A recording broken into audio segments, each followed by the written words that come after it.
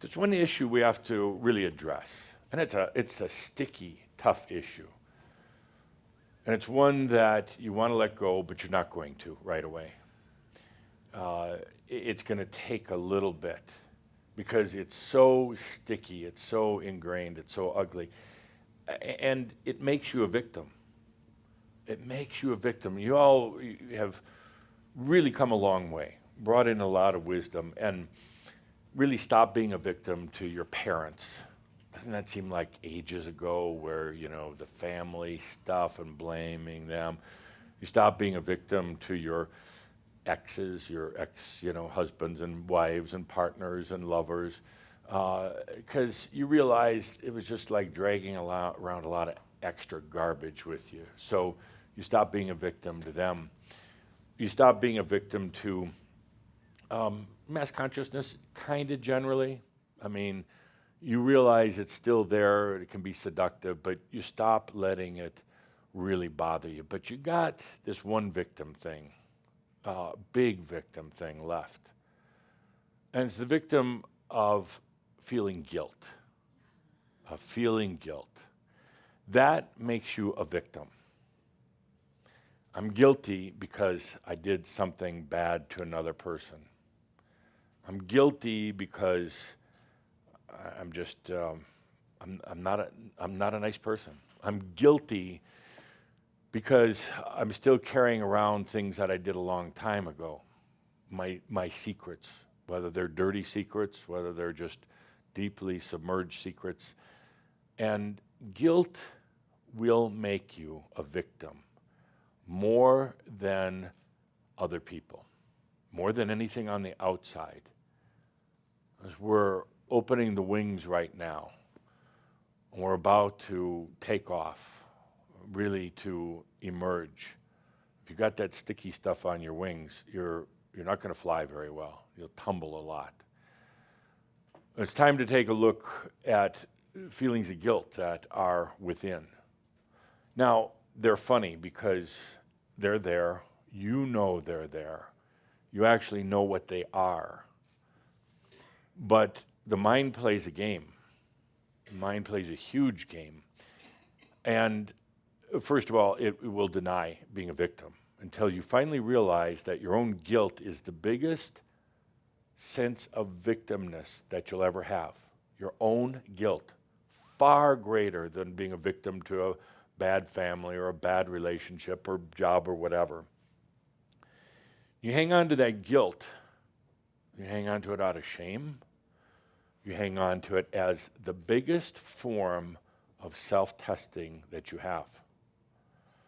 You won't let it go because you're feeling too guilty. You're feeling that you did something so incredibly terrible, you can't let it go. How could you let it go? How could you just make it go away? Well, there's something inside you that says, that wouldn't be right to just release myself from that. I have to carry that around in order to remind myself not to be a bad human anymore. So you have this tremendous, this guilt that turns you into your own victim. Usually one thinks of the victim as being something outside of them. But actually, the biggest victim, the biggest cause of being a victim is yourself, your guilt. It presents an interesting dilemma here. What do you do with it? How do you handle guilt? I can tell you right now, and most of you know, you can't fight guilt. It will win. It knows where your vulnerable spots are. What do you do with it? You can't go into embodied realization with being a victim. You've gotten over the outside victim stuff, but what about that inside victim? What about the guilt? As I'm talking here, you feel into the energies of the room, of all of us here together. There are amazing flashbacks. You just feel the energy just zooming all around as each and every one of you looks into your own guilt. And it's funny, the mind has a way of hiding it. You know it's there. You know it's there, but you can't say the word. Easiest word, but it's hard to say. That's what guilt does. And, you know, we're not going to process the guilt. I really actually don't have any patience for it. We're just going to get rid of it. But that brings up guilt. About last month, we talked about freedom. Oh, we're just going to talk about freedom until you're free, damn it. Yes. We talked about freedom, and I made a remark as I was walking off the stage, if you call this a stage. I made a remark. What did I say? What did I say about freedom? Forgiveness. And many of you scratched your head or got on the message board and got into your intellectual bullshit. Macchio, I'm sorry. I really meant to say macchio, not bullshit. You say bullshit, I say macchio.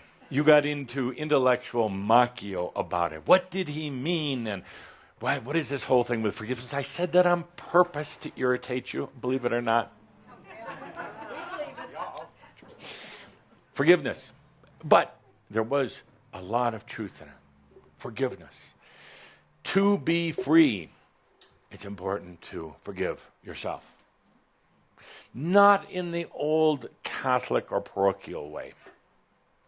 Sorry, Pope. Not in an old religious way where you run around suffering your forgiveness. Not at all. True forgiveness is saying, that wasn't me. Sorry, looked like me, sounded like me. It actually wasn't, believe it or not. That was not me that did that. That was not me that was offensive, abusive, or whatever else. That was not me that gambled away our house payment. Really wasn't. Truly wasn't. That's forgiveness. Oh, I'm getting that look from Linda, that look of, Now here we come to an energetic crash. Because most of you are good with this, but some of you are not. You're saying, what? Now he's gone too far. Saying it wasn't me. Yeah, of course it was me. And I have to suffer for it. And I have to make amends. And I have to learn why this was bad. And I have to do all of this karma for it. Really? Okay. Have fun. Bye. There's another spiritual group. The one I didn't go to. You can go to them. Because here, in this group, forgiveness is easy as saying, that wasn't me. And then it's done. Can you do that? Yes. Let me ask again. I got to ask 3 times. Can you do that? Yes. Wow.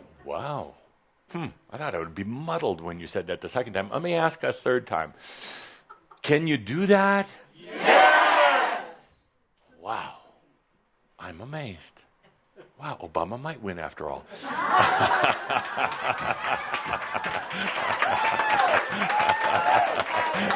But it doesn't matter, does it? Tomorrow might be different than today. So, the point, the moral of the story is, that's the simplified version of forgiveness. It wasn't me. It was an aspect. It was yesterday. I'm not going to carry around that old luggage, emotional, physical, painful luggage anymore. Now, something triggers here. Old programming. It's in the matrix. It's been programmed in. I can't do that. No. Right. Because if I do that, if I am that irresponsible, what if I go back to drinking again?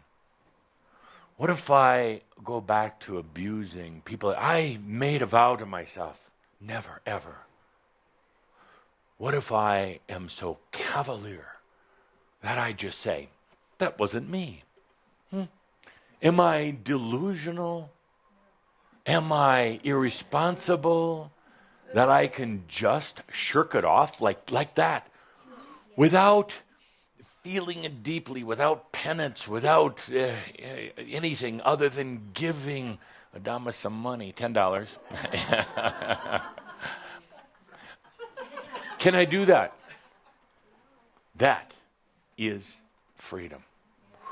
That's a tough one. And most of you aren't going to do it. You'll think about it, you'll laugh, you'll kind of say, oh, what a great idea, and you're going to talk to your friends tonight. Say, oh, I have a question.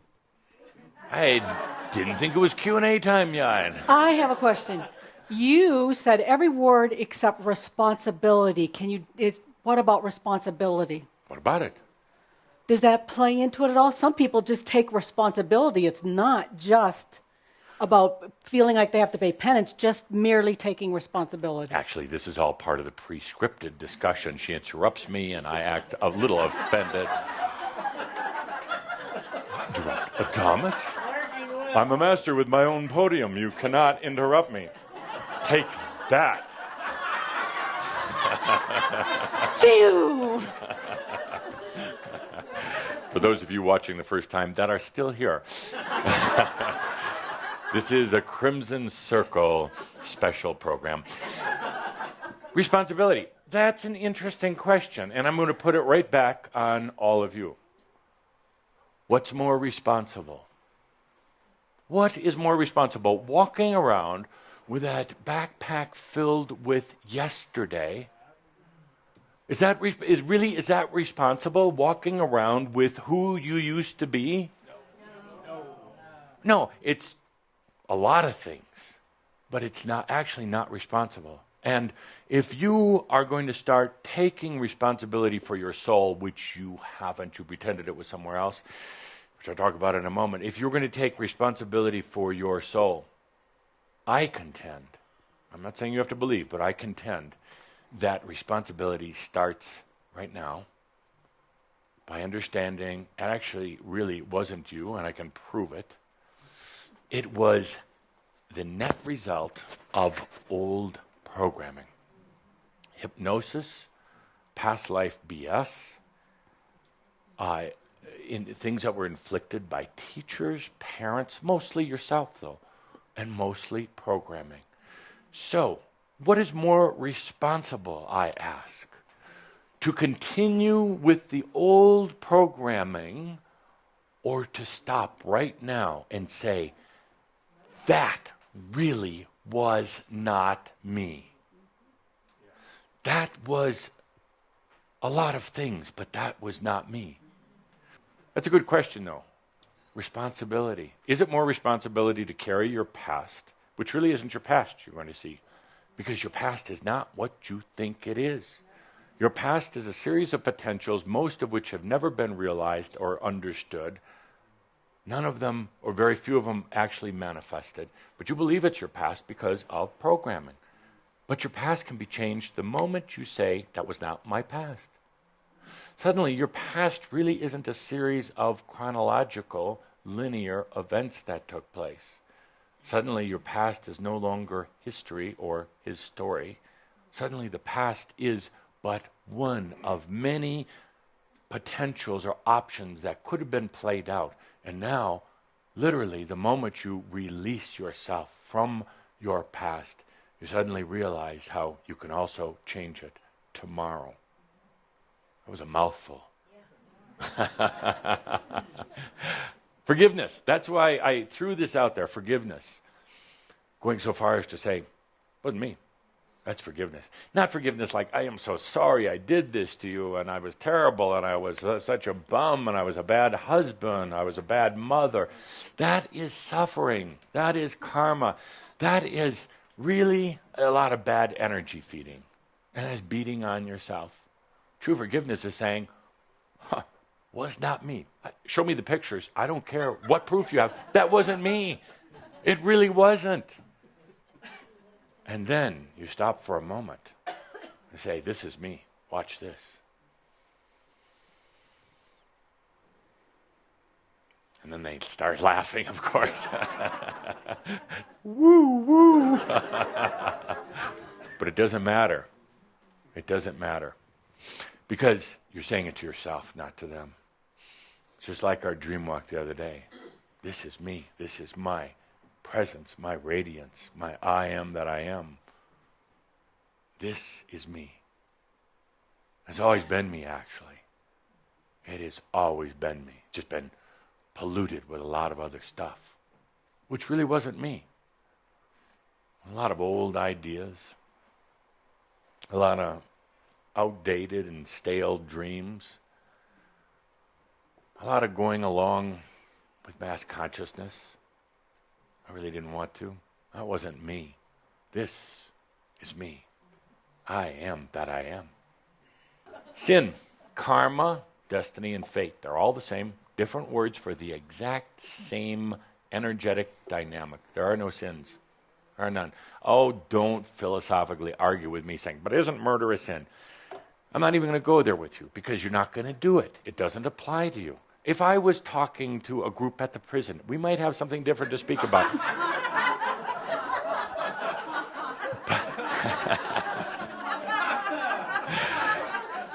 But you notice I'm here. You know, that's one thing. I'm sorry, but I've been in prison. Not that kind. A big crystal. We haven't heard this one. So you never find me on the inside of those bars. I'm not going there. I'll be on the outside. Freedom! Freedom! I got it, you don't. I have a little fun with prisoners. My God, don't get so serious about it. Oh, the energy, boom, energy just crashed. Really? Drive by the prisons. I got freedom. Why not? Get them out of there yesterday, because in prison, yesterday really is like today. I mean, it really is. You think you had it bad, go to prison. Some of you have been.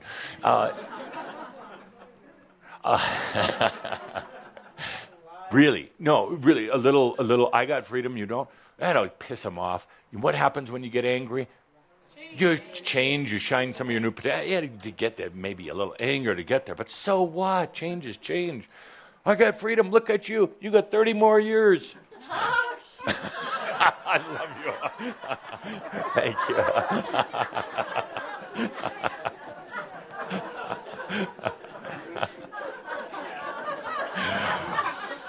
Oh, I'm so happy when somebody gets it. The rest were unsure whether it was appropriate to laugh. Socially appropriate? Politically correct? Spiritually correct? That's worse than politically correct. Is that spiritually correct? Does it matter? No. And even if you did, you'd say, oh, that wasn't me.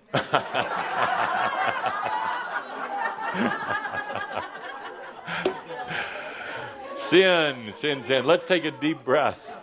Deep breath.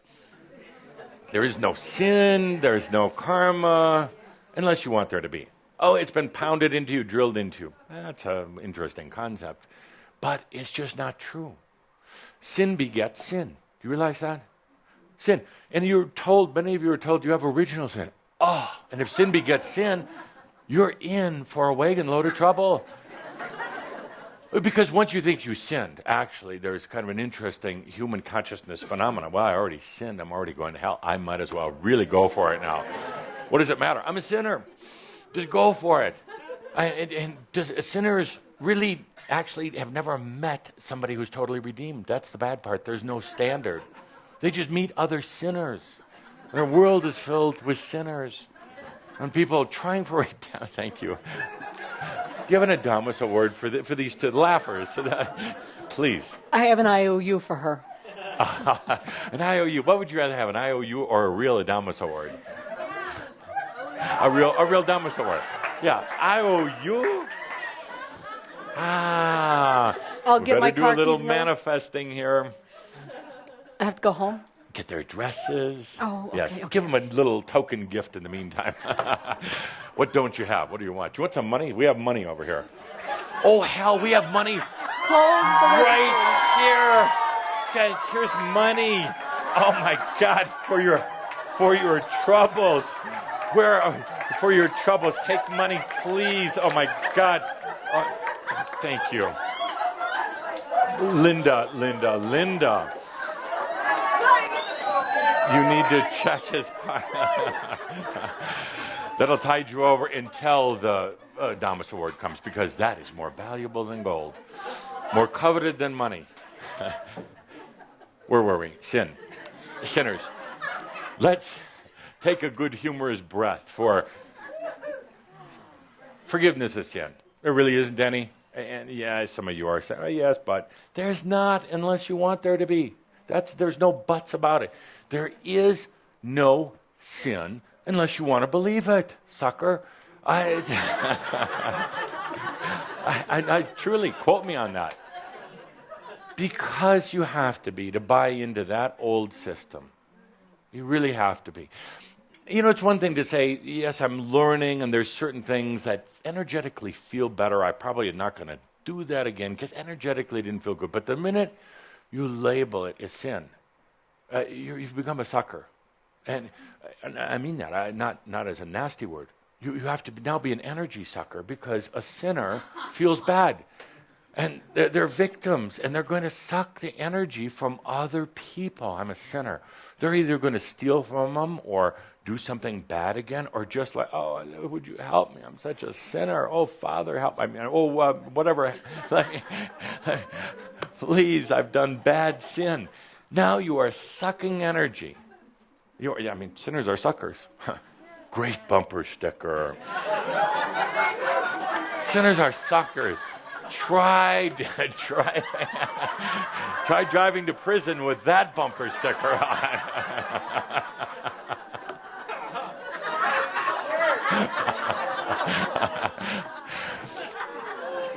Try pulling up in front of church on Sunday with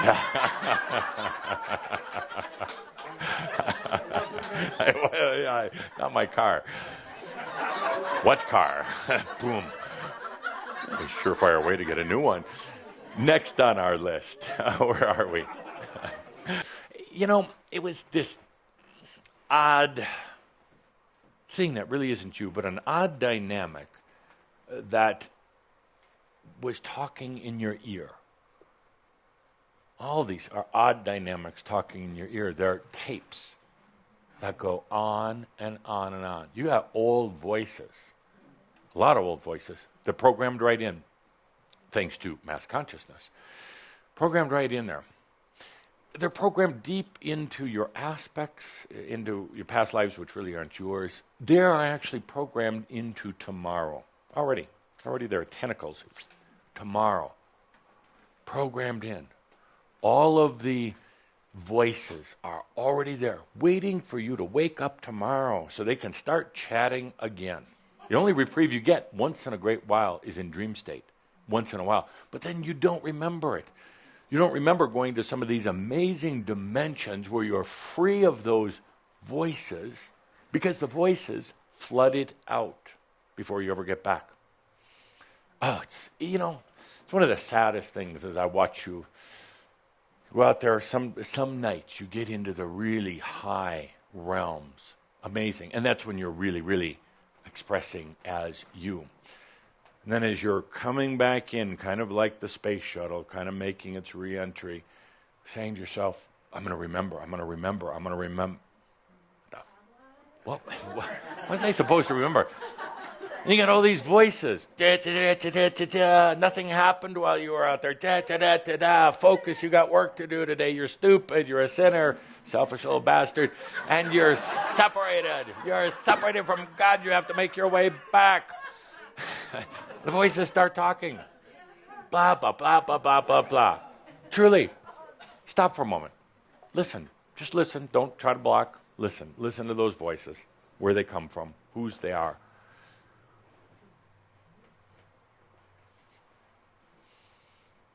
And not yours, really. Now, sometimes you like to think they are because you're a sinner. But they're not yours. They're programmed in there. They're just there. And they repeat over and over. And, they cause this terrible thing called doubt. It'll get your energy down, keeps you uninspired, makes you just wish for stuff. That doesn't happen. And it gets you really depressed, and it affects your body. We're going to change that. There is a new voice. It's already there. Already there. You don't have to buy it. You don't have to read a special book or listen to a special program. It's already there. Always has been. You just haven't heard it. And it's a quieter voice because it's more real. It's more you. It's a balanced voice, and the voice that speaks the truth, not the S's, not these other things. It's a voice that's been waiting for a safe space and a quiet moment. It's the new voice of freedom. The new voice of freedom. Listen to it for a moment. Doesn't sound like or feel like any of the old voices. Listen to it for a moment. You may not even hear words because it's really a feeling. It's a resonance. Remember when we went on the dream walk the other day, for those of you who went? We didn't speak. We radiated, illuminated, inspired, but we didn't talk words. So listen for a moment. Take a good deep breath. It's the new voice of freedom. It's in your belly. It's in your arms. It's in your feet. It's in your heart. And it's actually not in your head. The new voice of freedom isn't somebody else's, not mine, not spirit. It's that voice, that resonance that's been there the whole time. Every once in a while you get a glimpse of it, but then after a few seconds or minutes or days, you get pulled back down into mass consciousness, into yesterday and today. It doesn't let you out of today. It doesn't let you go for the dreams, these other voices, the old voices. But this new voice of freedom, not even new. It's a voice of freedom.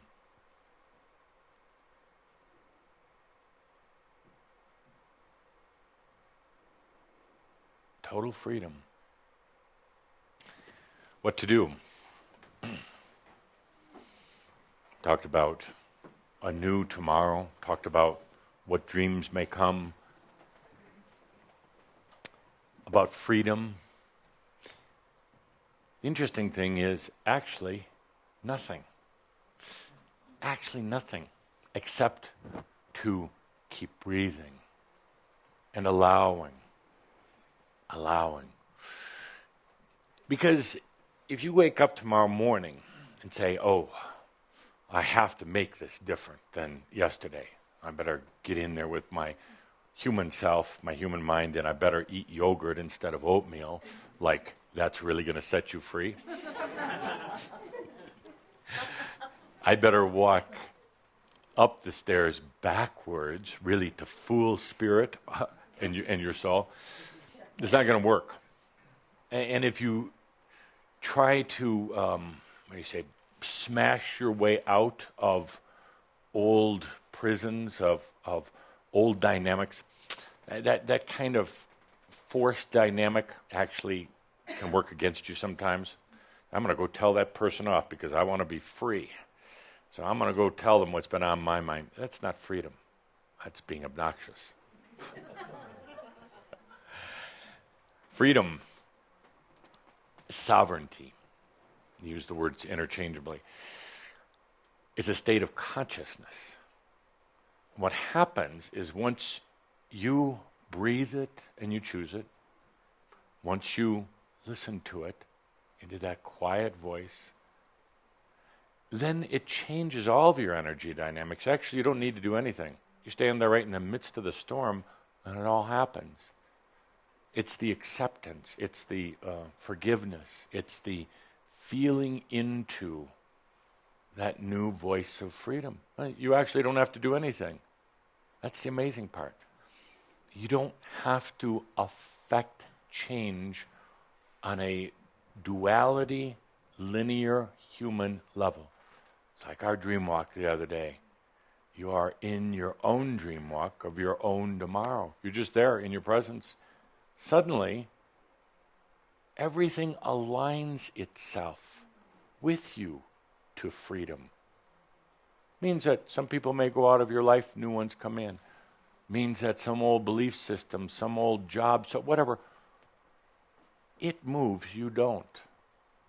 Remember a long time ago, Adamus told one of his long stories about, it's like being on a bicycle.